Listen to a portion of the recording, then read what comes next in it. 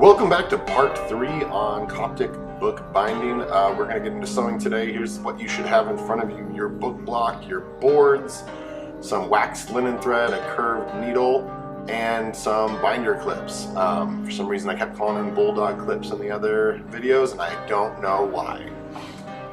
So one thing to keep in mind whenever you're doing this is to keep things in order. So you notice in the back how I have the signature stacked and how they're going to go in. So I always pull from the bottom every time. Now I'm going to stick the binder clips on the side like this. You can use 2, you can use 1, you can use 0. If you just hold on to it, it's fine. But you want to leave yourself a little bit of space here at the front. Also, to thread the needles, you want to drag it through your teeth so it can become a little bit sharp. The needle hole's a little small, so that way you can fit it through. And yeah, I hope my excitement is conveyed adequately.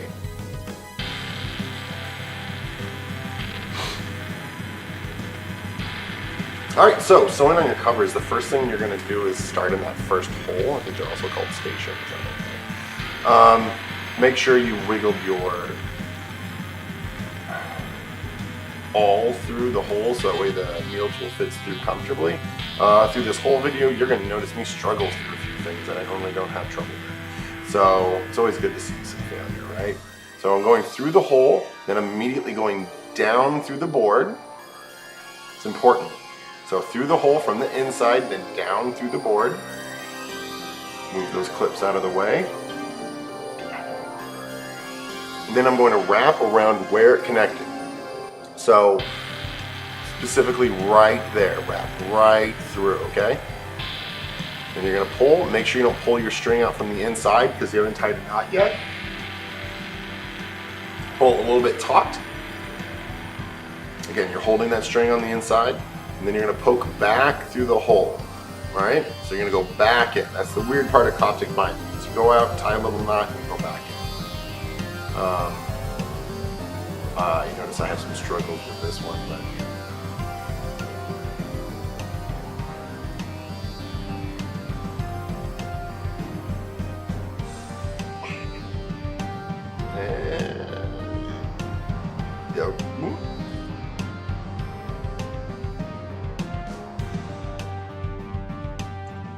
okay, so once you're through, go ahead and tie a single knot or a double knot. It's kind of up to you.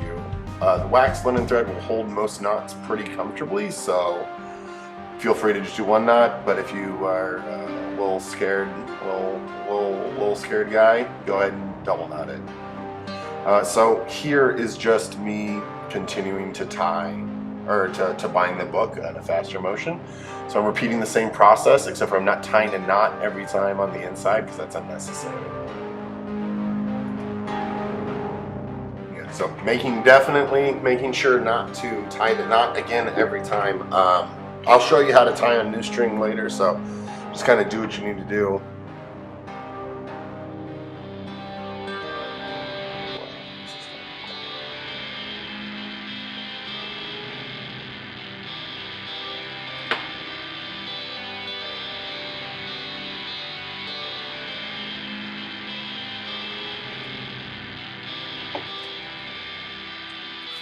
Oh, and a lot of this video is going to be time lapse.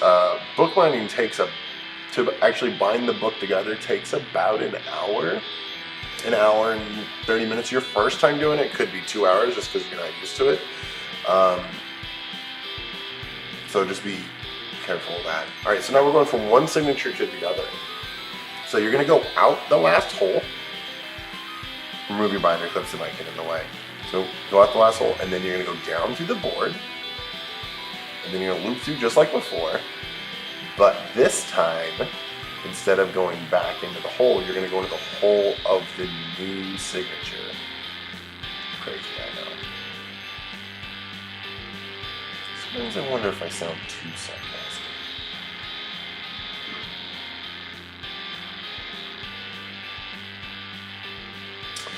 Alright, so once you go through the hole, and then you're going to go into the next hole and repeat the process. But this time, instead of going around the board, you're just going to go and catch the thread immediately underneath it, the next signature. Right, it's right there. Yep. Going up, makes a little U, and then you're going to go back into the hole, and then you're going to continue the process moving on down. You're going to do this the entire length. So just keep repeating the process until you get to the last hole, and we will discuss then how to move on to the next signature. So as you can kind of start to tell, the main goal of Coptic binding is you're going to be making these little U's that go into the signature's string before it every time and then looping up. So those little U's keep hooking up and it makes a little chain whenever it's done. So that's kind of the end goal here. So if you keep thinking that the whole purpose of this is to keep making these little U's and this little chain, if you kind of get lost, it'll still make sense to you. All right, so now we're moving along. Going into the next signature. Now it's basically the same idea, but I just really want to make sure that you are going back into the signature before it every single time. Don't go to the board every single time. All right, so you see this here? I'm looping into the one before it. All right, so you can see it's between the one before it. Don't go back down to the board. If you go down to the board, I will just cut all of them and make you start over. I don't know why I said that. If you're in my class, I'm gonna do that. If you're not in my class, I'm not gonna come find you. Like, I don't care about you. All right, so binding with the camera in front of you is very awkward. So this is how I normally bind. It's on my lap. Much more comfortable. I got a lot more done a lot quicker. So bind as comfortable as you need to be. Now this is the confusing part. So your last signature, you need to bind your last signature and the board at the same time. You can do it this way, or you can just double up your string. So bind the last signature, then bind the board. But it'll be a little bulky. It's up to you. This is the way I do it. So you want to clip the paper to the paper, and then on the second clip, you want to clip the paper to the board. So you see how I split it? Okay. Yes. The reason why is because you're going to need to open those back up and forth quite a bit, and it's a lot easier if you have a little shortcut. All right, so you go out your hole in the last signature, go through the board, wrap around. This one's really easy. Anyway. And then go back into the hole. All right, so just kind of like normal, right? After this, things change. Once you got it in, go ahead and go in through the next hole. Make sure to keep things kind of tight. That's why we got the 2 binder clips, because it gets really tricky. So go in through that. All right, so we're through. And so with this, a lot of people get kind of tripped up because there's just so much stuff going on and people have small hands. So you're going to go through just like before, go underneath, then get a nice little U, then go through that up there, do it, and then you're going to loop around, and then you're going to go back in through the hole. It's a lot of stuff going on at the same time. All right, but you've done all those moves before. Now you're just kind of putting them together, like some sort of Voltron, but with books.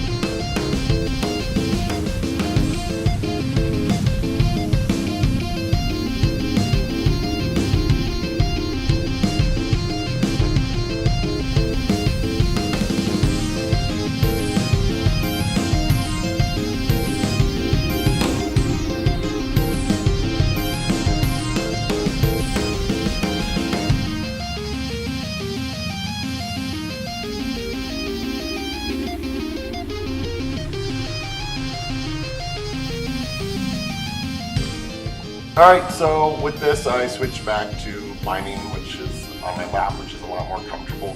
Again, I really need to emphasize bind as comfortable as you want to. The weirdest part about binding this was the fact that I wasn't at home watching 30 Rock while I was doing it. It's a lot more comfortable to watch TV. You have something else stimulating you while you do it, because it's not that it's monotonous, but it is a kind of meditative experience, repeating the same thing over and over again. So, you know, find your piece. Now I'm just sewing on the last knot. I had some frayed issues with the other string. I ended just short. It's very frustrating. You can probably see me struggle with it quite a bit. But once you're done with that, take your binder clips out, kind of move the board around so you can get it positioned where it needs to be. And then there you go, you got yourself a little book. Do whatever you want with it. What I recommend first is to put some weights on it. Blank. And thank you, and we'll see what we do next time. Bye-bye. No, did I say bye-bye?